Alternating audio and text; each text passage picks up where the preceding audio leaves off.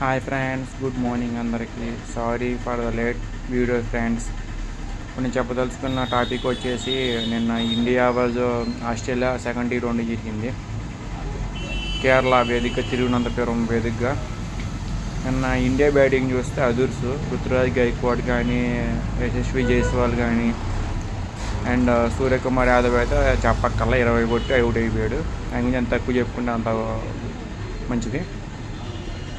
Next Ishan Kishan గురించి చెప్పుకోవాలి. ఈ 4 మెంబర్స్ బాగా ఆడారు.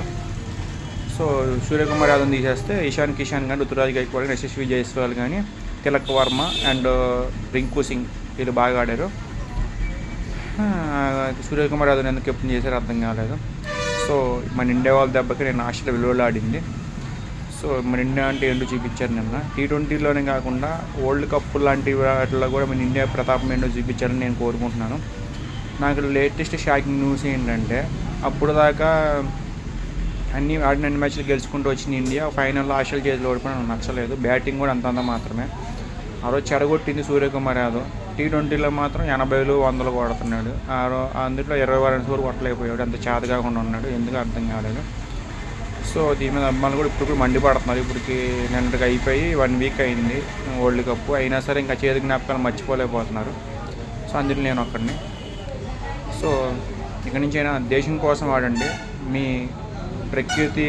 మీ ప్రఖ్యాతి అండ్ మీ ఘనత కోసం కాదు. అండ్ కలిసికట్టుగా ఆడండి.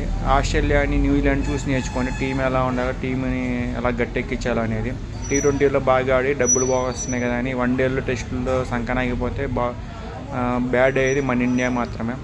ఇండియా టీం పేరు పెట్టుకున్నప్పుడు ఇండియా కోసం ఆడండి. లేదా మీ డబ్బుల కోసం, మీ గొప్పతనం కోసం మాత్రం ఆడమాకండి. నా సజెషన్ మాత్రమే. ఏమైనా ఫీల్ అవుతే సారీ. Okay, thank you.